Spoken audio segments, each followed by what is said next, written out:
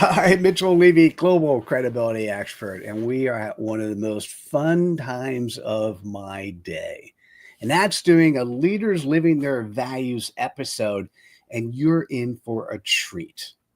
We're here with Katie O'Malley. And Katie, hello, and how are you? Mitchell, I am just delighted to be here and can't wait for our chat. Perfect. So, just so the audience knows, who are you? Absolutely. So, my name is Katie O'Malley, coming to you live from Chicago, Illinois. I am a career coach and workplace strategist driven by the values of courage, learning, and justice. And I am going to be giving a TED Talk at the end of June. And you've been so kind to help give me some feedback and some guidance given the two TED Talks you have done in your career. And that is a little bit about me. I've got two dogs that, if you're watching this, you might see roaming around in the background. They are my furry office assistants. Nice. So, you mentioned when you first started, you mentioned courage and justice. There was another word, and I forgot the one in the middle. Learning. Learning. Okay. Of those three, what's most important to you and why?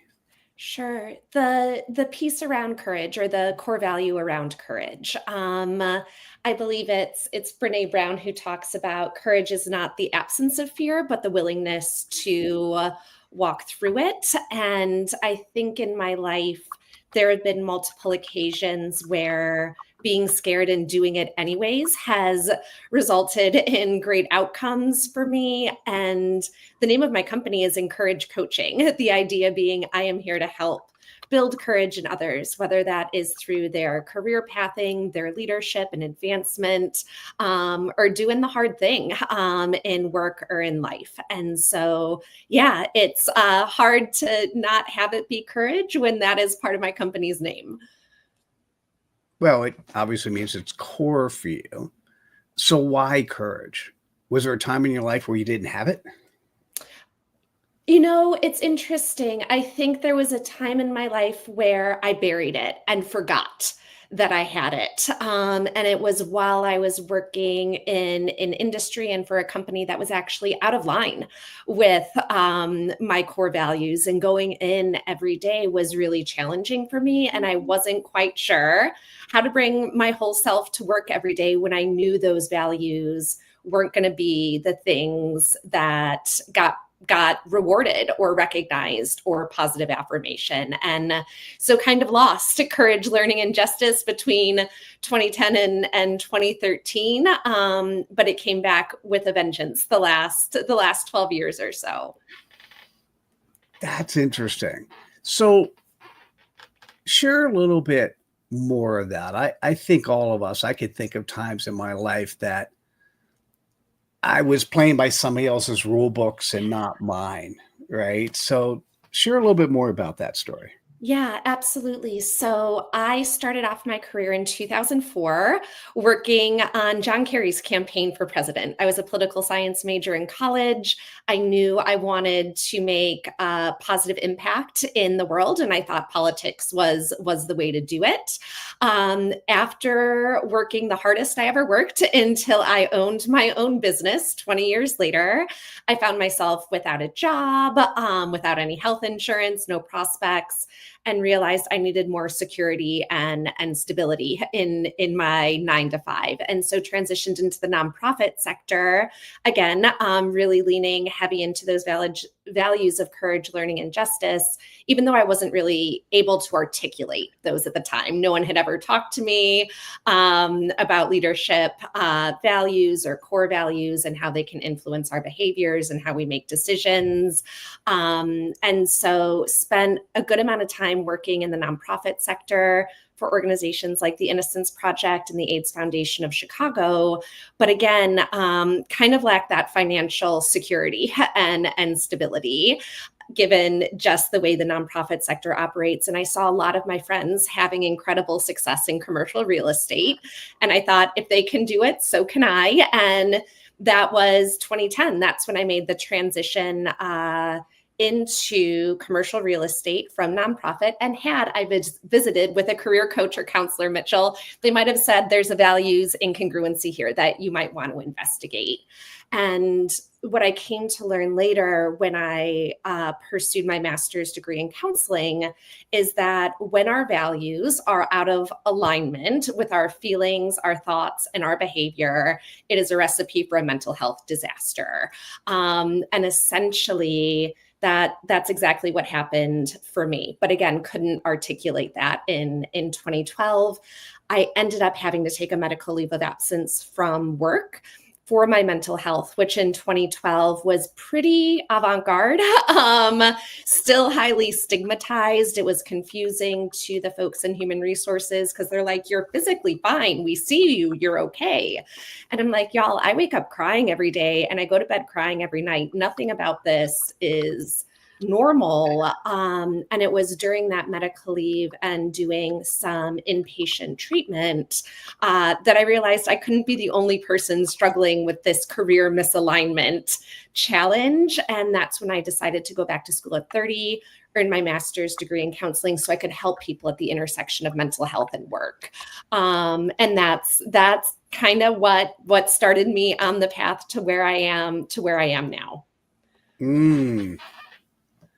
Wow, thank you for sharing. I wonder how many people are listening or watching right now who actually do that for whatever reason. They're crying themselves to sleep and praying that it'll get better in the morning, and when they wake up and it's not. That's interesting. Mm-hmm. So there's a part of me, I'm trying to look at the thoughts of integrity, both your external integrity and your internal integrity. And so what ended up happening here is externally, you were trying to follow your friends who were making money doing something. And then internally, it just sort of kicked you in the butt. Absolutely. Yeah. Okay. That's one of those things where, you ever get the hair on the back of your neck to stand up those spidey senses.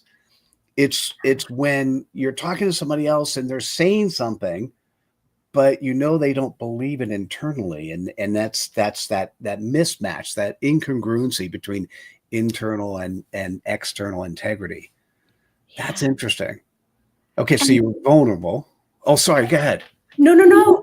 I think, and for me, what you just said is pretty poignant. That idea, like what we're saying, what we're expressing doesn't match what we're feeling or thinking on the inside. For me, I just felt silenced. I just stopped using my voice completely because it kept getting punished. And that is incredibly painful. And I'm hoping that folks who are listening who have been through this, it's resolved. It was short-lived. But yeah, either expressing things incongruently, disingenuously, or just having to remain silent because the consequences are so harsh. It's punishing. That's amazing. Okay, so I think about the 10 values of credibility, and those that.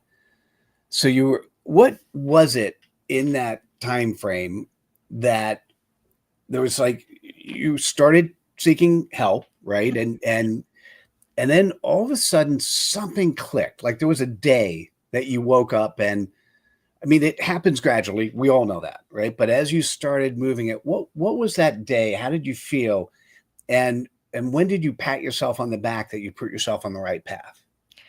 Oh gosh, I love this question so much because it gets to something you had just said earlier about vulnerability, right? So when we're vulnerable with others, it almost serves as an invitation for them to reciprocate. And as I started to share parts of my career journey, my healing journey, what I started to realize is that a lot of folks were feeling what I was feeling, even if they were having financial success or worldly success. There was still this sense of disconnect. And I remember so clearly because when I started my master's degree, I was still working full time. And it was really interesting. I would go into work every day and was committed to practicing the skills I was learning at night in class, right? And not therapizing folks without their consent, but just using really great listening techniques and helping others feel seen and heard. And not only did it transform my relationships with my colleagues, but it also allowed me to see that they had similar, I don't want to say deficits, but almost poverties, right? Poverty of genuine relationship, poverty of genuine connection, even though they had all of these other riches, right? And it just allowed me to see, yeah, no matter where you fall socioeconomically, these elements around work identity and career can still pose big challenges in your life. I love that. Well said.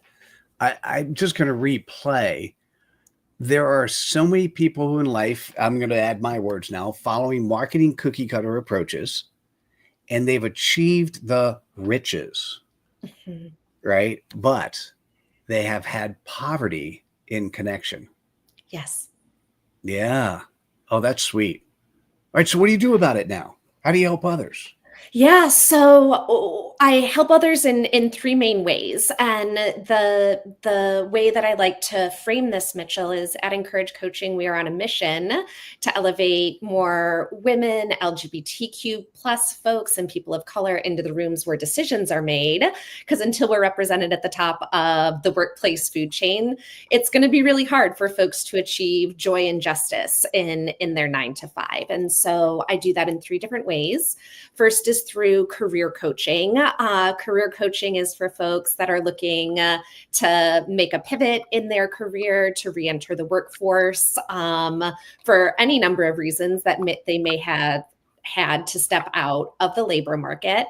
And I like to say, we help you with everything from job exploration all the way through compensation negotiation, offering one-on-one coaching, and then group coaching as well, which is a new offering as of February because we're just seeing so many people get displaced as federal workers, and in other industries. I wanted to have something that was financially accessible for folks. The second way we help is for folks who love what they're doing, know they're on the right path, but can't seem to break through to that next level. So we offer leadership and executive coaching where we really focus in on things like self-awareness, identifying those core values, moving through your workday consistently and in alignment so you can create psychological safety with those members of your team. And then finally, I'm sure this is something you can appreciate. Oftentimes, it's not an individual employee issue or challenge that is causing the problem, but it's more of a systems issue. And that's when we come in and offer some workplace strategy support. One of my favorite things to do with companies, I'm actually just back from San Diego, hence the little bit of the sunburn on my face coming from the Midwest in the winter, is a methodology called Lego Serious Play. And it is a problem-solving methodology that I use to help companies ideate and envision what's possible for their culture and how to best get there. So that's how we do it at Encourage Coaching. Got it. Thank you. Appreciate that. What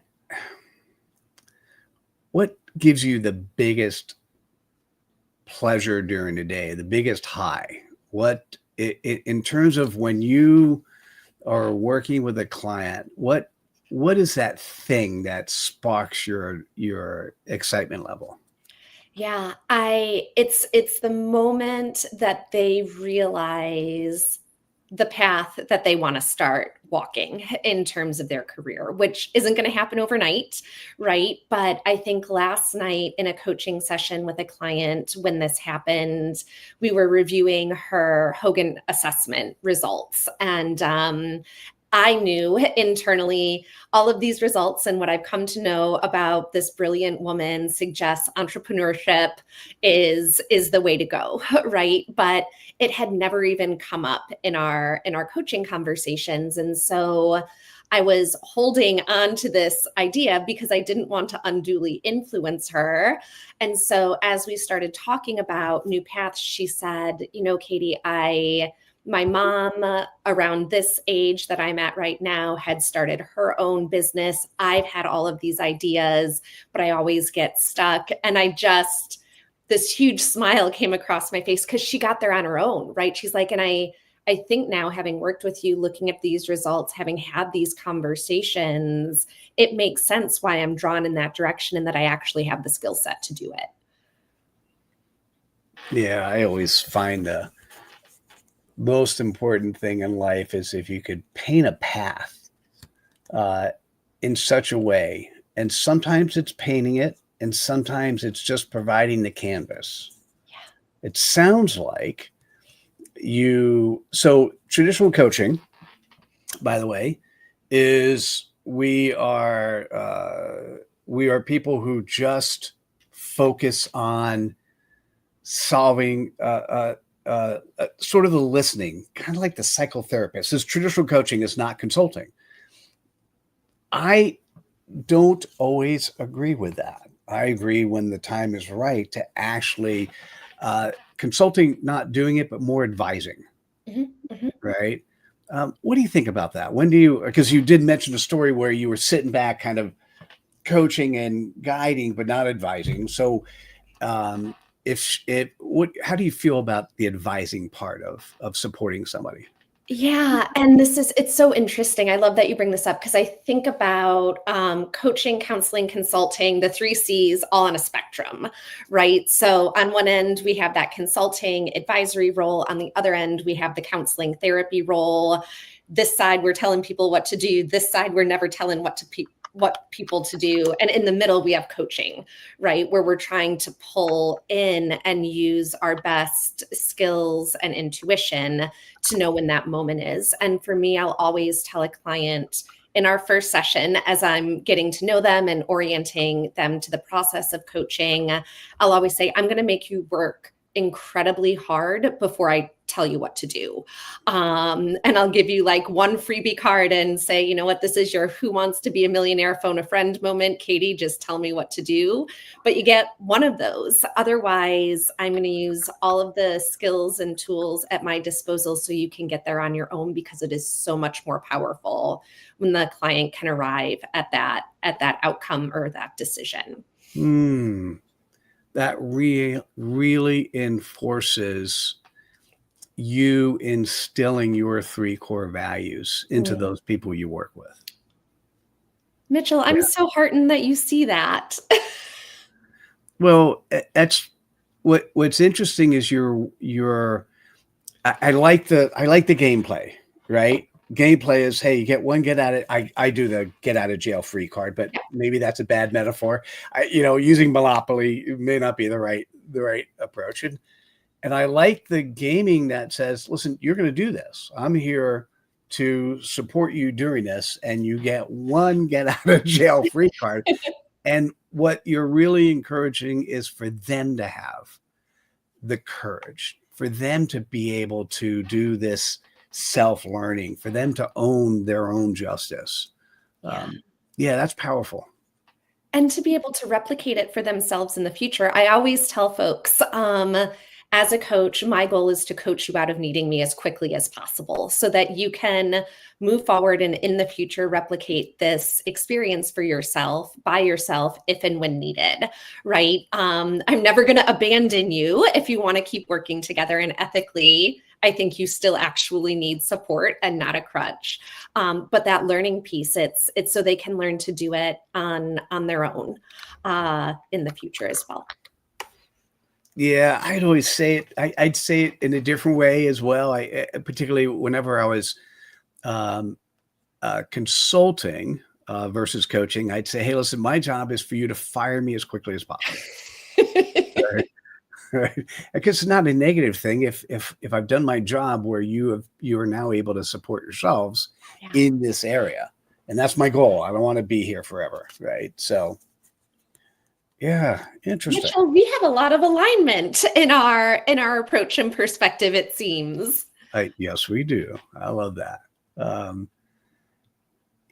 So I'm going through the values of credibility, and there's one that we haven't really touched on yet. Maybe a little bit, but I'm thinking about clearly when there are two values associated with being likable, right? Mhm. One is simply showing respect for others, right? And that's coming early, coming prepared, coming with your heart. The second is spreading cred dust, sharing the ideas, thoughts, and actions of others. And I think you did in terms of the methodologies, but tell me a little bit more about in your day to day practice, how do you share the good that other people are doing?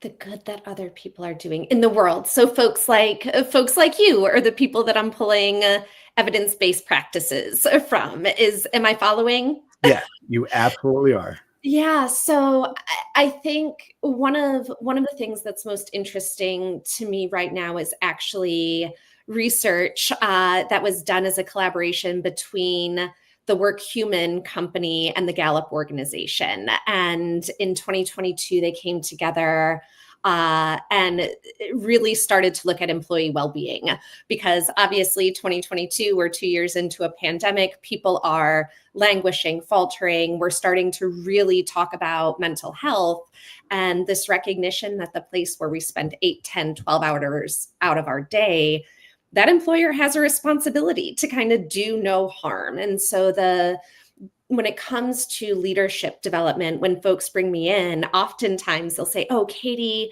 help train our people leaders how to be therapists for our employees." I'm like, that's not their job. That's not what you hired them to do. They need to focus on what they're great at and leading this team in a way where they are not causing harm and then causing their team members to go running to therapy when they shut down the laptop or leave the building at 5 o'clock. And so to do that, I really work with clients and teams around the practices of non-maleficence, which is a counseling practice. Much like you have the credibility values, this is one in counseling. But the other thing we really do education around, and especially now in Women's History Month, there's two ways that we do it with the research from Work Human and Gallup around the 5 dimensions of employee well-being. So in their research, Work Human and Gallup discerned that there's these 5 dimensions of employee well-being, career well-being, financial well-being, community well-being, emotional well-being, and physical well-being. And the employee has a responsibility in those dimensions. The people leader has a responsibility in those dimensions, and so does the employer. But it's March now, and it's Women's History Month. And what tends to challenge folks generally at work, there are specific perennial challenges for women on top of those basic well-being challenges. And so for me this month, I've taken the brilliance of that research and really overlaid the lens of women in the workplace and the challenges that we face, not only so we can just sit there and gripe and complain about the unfairness and the injustice, but so we can also start to advocate for and pool our resources together to advocate for changes in those 5 areas that are specific to women. So I'm running this session for companies 1 to 2 times a week during the month of March for Women's History Month, and this is one of the things that brings me the most joy as well. Love that. I would actually love to see that research. Do you have it somewhere you could send it? I'll put it in the show notes. I can absolutely send it along. I was introduced to it at the 2023 Work Human conference in, oh my gosh, where were we? San Diego. Nice. You definitely showing spreading cred dust quite well. Thank you. You're Appreciate welcome. that. Yeah. Huh. What's an interesting challenge for you at the moment? Oh, I mean, Mitchell, you're how much over time so do you many have? things, but sorry. Yeah, I mean, the interesting challenge for me right now, I'm in the middle of a pretty big life transformation in a lot of different ways. So, wrapping up hopefully this week my divorce, so dissolving the marriage, which is a big life change for anyone. And then also sold the single family home that I thought I was going to retire in, because it does not make sense for me to live in a 5-bedroom house all by myself with my 2 dogs. And then moved over the weekend into my new space. And so those are 3 personal things that are happening. And I'm getting ready to merge my business with another woman-owned business. We're just waiting for the divorce to finalize so he doesn't get half of that venture. Congratulations. Thank you.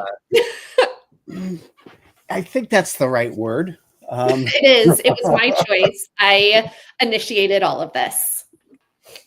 Yeah, it's always one of those things, you want to say sorry and congratulations, and then you choose, but it sounds like you're moving in the right direction in every way possible.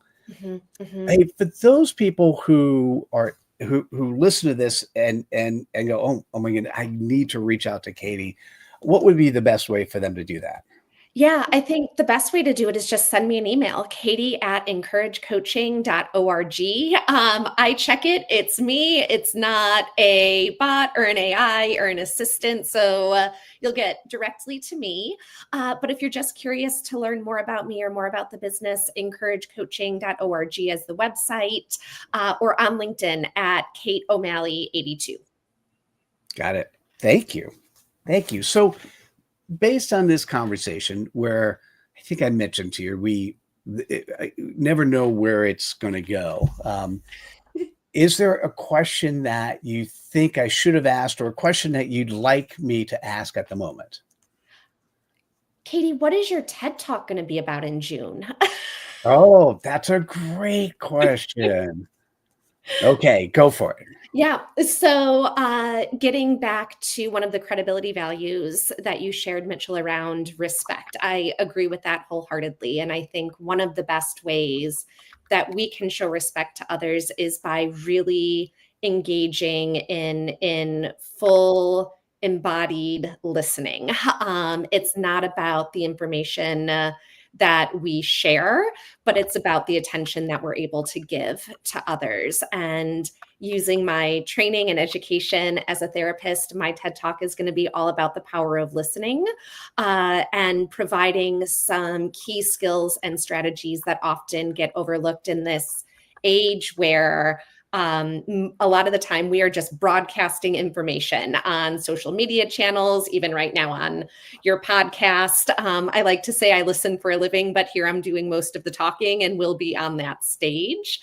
But I think there are lots of things that we either have never been taught to do effectively or lost the ability to do during the pandemic. A lot of that there's a social emotional gap for adults, just like there is for children, and hoping that the idea that listening can change lives and change lives can change the world is something that will really resonate with folks. And I can't wait for it.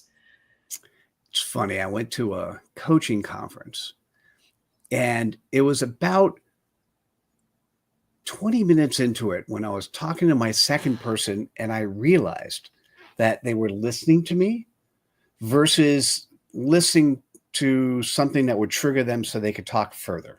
And it was amazing that consistently across the room, that it all was powerful. What would be one tip you'd want to share with the audience on how to listen better? For sure. So oftentimes we think about listening as as simply not speaking, right? We're going to absorb all of this information. But one of my favorite micro counseling skills, and also some low hanging fruit that's really easy for folks to just start practicing now, is mirroring the other person, mirroring their body language, mirroring their energy, being able to match them and align with where they're at. In doing this, it subconsciously begins to build trust, reciprocity, credibility, and it allows the other person to feel like they're really being not just heard, but also seen by the other person. And so it's things like you and I are doing together right now, making eye contact the best that we can, not being over StreamYard, not being distracted by other tabs or our phone, just really being present and with each other, leaning in, nodding, smiling, to the extent that we're both doing it. I don't know. I think that's a great tip to leave your audience with, to practice for the next week and see what kind of changes it can make in their conversations. I love that. That's great. Thank you so much. And thank you so much for joining us today. I really appreciate it. And this is now your chance. If you're still listening or watching, this is your chance to pull out the aha moment that was relevant for you and to share it on the social media platform that is most relevant for you. Katie, thanks again for joining us today. Mitchell, thank you so much for having me on as a guest. I've been loving our chats.